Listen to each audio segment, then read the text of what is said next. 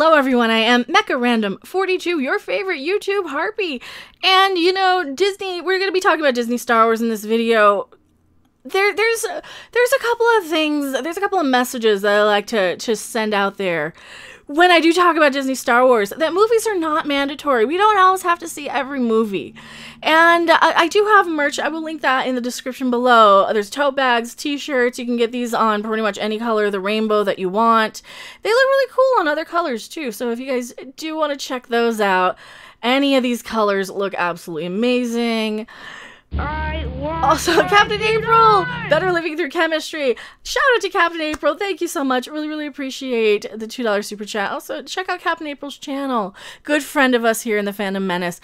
Like, subscribe, share. Now that we got that part out of the way, you're here for a Star Wars video. So, Ichibaka has found this, and they've dug this up. He's dug this up on Reddit here. So, this is probably a little bit bigger. This is what happens to all of the unsold Star Wars merch here. And it's kind of, how much full screen can I go? It is disturbing on where this goes and what happens to it. So you see all these workers just crush. It just gets crushed. It just gets fed into the chipper. All the unsold Star Wars crap. But no, Disney Star Wars is fine. It's profitable. It's making money. It's well-loved, right? It's just us. We're just a bunch of ists. Also, Rosetta, $2 super chat. Thank you so much. Disney Star Wars Pass. I'd rather give it to you. Oh, well, thank you. I really appreciate it. Also, live streams, we do bounce and jiggle when we get the super chat donations. So we do have a lot of fun on these. I'm clipping this right from my live stream here. Look at all this just unsold Wonder Woman crap, Marvel crap, Disney crap. It's just crap. Some of it's kind of cool. Some of it does look kind of interesting. But just the sheer amount of unsold merch and toys. And, oh, okay, that was a pin. That was kind of cool. Funkos. Like I always say, Funkos are not anything people really are. They don't have a very long shelf life. They're gonna be in and out. They're just a trend. They're a fad. That, you know, shout out to Ichibaka for finding that. And if you guys do want to follow him on Twitter, all of this unsold Star Wars crap, it's so sad. Like, and you would think, okay, give it to kids in charity in third world countries or something. Give it to kids who might not have anything. I don't think they'd want it. There's got to be a better way to use this stuff. Or, you know what, maybe write better characters and we'd buy this shit.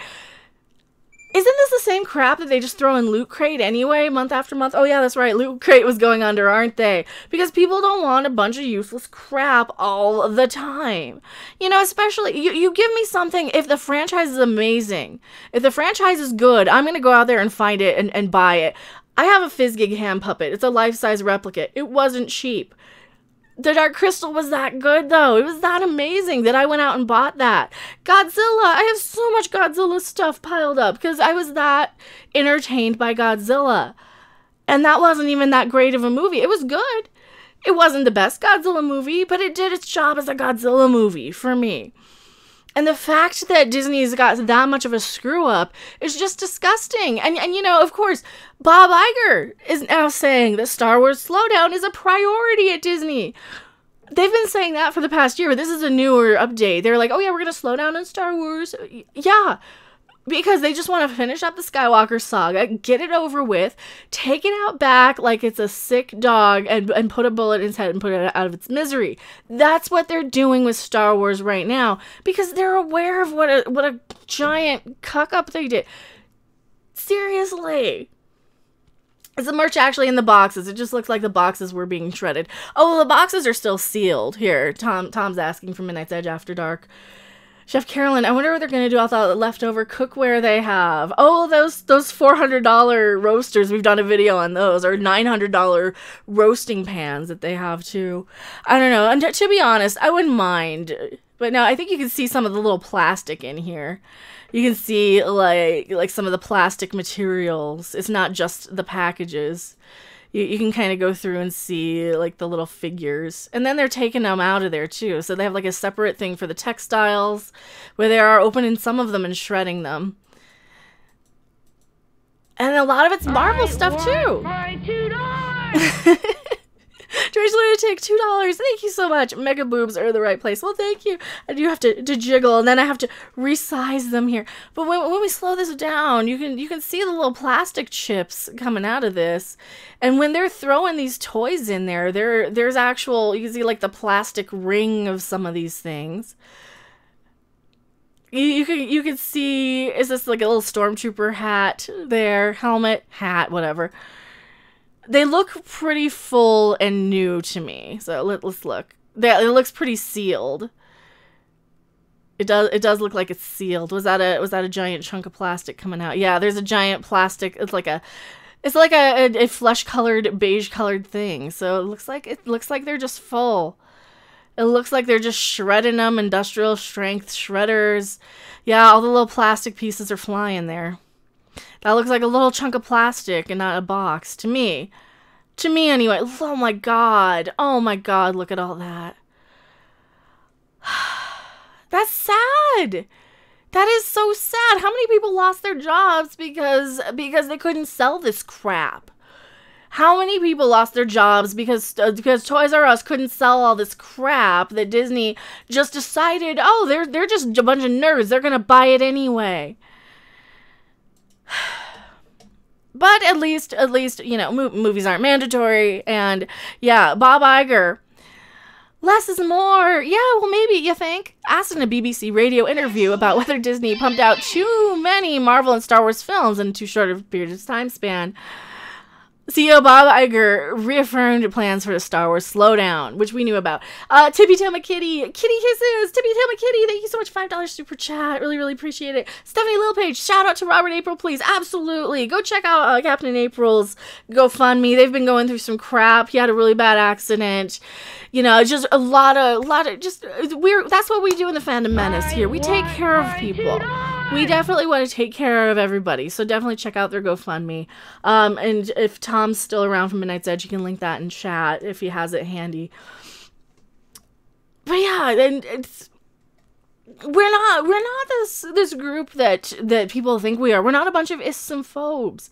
You know, like I have Uhura and Sulu figures, for crying out loud, from Star Trek. You know, I would have Finn action figures. He was the character I was most excited for. Oh my god, we gotta learn about the Stormtrooper. Oh, and he's the guy from Attack the Block. Oh, cool. Nope. Nothing. I would. Oh, I was so desperate to know what the whole Finn and Phasma thing. No, doesn't matter. Doesn't matter. Who cares? Who cares? It's all about Rey lifting rocks. It's just about lifting rocks. Who cares? That's what Star Wars is. That's what Star Wars has been reduced to. It's just about lifting rocks at this point. And thank you for being a channel member, Angelo Valdesal. I hope I'm saying your name right. Thank you so much. It looks like a Peter Lorre avatar, but thank you so much. I really appreciate being a channel member. You get access to all the cool stuff, like the Hail Mecha emoji, and the Rioting Crop, and the Godzilla roasting marshmallows, and the Happy 420, and all those things if you are live watching us with the channel memberships. While Marvel is doing sensationally well, the Star Wars pipeline is getting a closer look, Iger said during a wide-ranging interview that tied to the release of his memoir. I've said it publicly, I think we made and released too many films over a short period of time. I agree. Not only that, I think that it's the McDonaldization of pop culture, where they're crapping out a new movie like an assembly line. They're like, okay, we have to release this movie, we have to release a movie every 2 years. Do they have a script? No. They have a release date before they have a script. They don't know what they're doing. They have a lot of unqualified people on the Lucasfilm storyboard, people like Carrie Hart that got fired for it, allegedly. You know, she said she resigned to go work on something that nobody's ever heard of, so fine. You go right ahead and you leave Star Wars. You got people like Pablo Hidalgo who'd rather call me Mecha Trollface on Twitter than actually storyboarding these films. And there are basically a lot of people who are just production assistants, and not even that. They have little to no screen credits, no IMDb pages, these people, and of course you're going to be creating crap. You have the C's to get degrees, copy and paste, millennial, I'm going to do as little work as possible attitude and mentality. And it's not all millennials, but it's a very common trait amongst the generation in general, that they're just going to do as little work as possible and say, oh, well, we don't care about Luke Skywalker. He's just an old white dude. We don't care about him. We're going to focus on the diverse characters because we need this representation and that representation. They're aliens. They're aliens. We don't care. Give us some characters that are fucking interesting and we will watch it. Iger goes on to say, I have not said that they are disappointing in any way. Yeah, they are. Well, C-3PO did. Anthony Daniels did. And he got attacked and called an old white dude. And they said they hoped he goddamn died. And that is your internet influencers. People on Twitter who are saying that they actually listen to and give a crap about. People who will sooner yell than call you an ist and not like you because basically you're not of their generation. And that is the problem. They have no respect for anything that came before them. I'm going to make this a little bigger. I'm an old blind person. I've not said that they're disappointing in any way, except Anthony Daniels did. I've not said that I'm disappointed in their performance. Yeah, except that, Solo lost $80 million. I would be disappointed in that. I would be really disappointed if I made a Star Wars movie that lost money. But, that's just me. That's just me. Angelo Valdesal, $2 super chat. Thank you so much. Dude, I live 2 miles behind you. Can I give more? I don't know if you live 2 miles behind me, but thank you so much. I really appreciate it. Don't dox yourself or me, please. But and if people do come to show up here, it's like, but please don't dox me. And don't dox yourself either. Michael Clark, $2.99 super chat. Poor C-3PO. I know. Poor C-3PO. Oh, did I read that backwards? Did I go dyslexic on you for a second? I'm sorry if I did. I mix up letters. Sometimes if I'm just reading it. I think that there's just something so special about a Star Wars film, and less is more. No crap. No crap. They used to be an event, and now you're turning them into Divergent, and Maze Runner, and Harry Potter, and Twilight, and all of these movies that you need a new one of every year, or else the young people in their 20s are not going to remember them. They're going to be on to the next thing. And that's what they tried to turn Star Wars into, and that's not what works. That's not what Star Wars... That's not where Star Wars excelled, and yeah, they were going pretty quickly between films, but in the 80s, from 77 to 83, that's a pretty quick turnaround. But back then, it wasn't just, we'll fill in the CGI later, we'll write it in the edit later. It's like they actually cared and they wanted to tell a certain story, and they're like, we need to do this and this and that. They don't even have that. Also, thank you so much, Angelo Valdesal, $2 super chat again. Thank you. I really, really appreciate it. You guys are awesome. And I gotta bounce for the super chats here. Oh, man. I said publicly that we may have released too many films, right? Yeah, he has. Disney's making the final promotional push for Rise of Skywalker, the 9th and final installment in the Star Wars franchise. No, it's just the 9th in the Skywalker saga. Remember that Game of Thrones guy's trilogy that he was really, really pushing last year? And they quit-ish, or were fired, allegedly. I think it might have been a little bit of both. I think it might have been a little bit of a mutual thing. He was all on board for those guys. He was like, oh no, we're going to slow down. But, the Game of Thrones guys still have their trilogy. Where's that? Where's that one? What does that leave us with? That round-headed Rian Johnson guy and his troll-like mentality of, how do we screw it up? What would be funny? Oh, it'd be funny if Luke chucked the lightsaber over his shoulder. Why? Because it'd be funny. No, it wouldn't. No, it wouldn't. It wasn't. It wasn't funny. It really, really wasn't. Mic drop. Disney's just like, you're going to watch our movies and you're going to like it. It reminds me of my grandmother making me eat.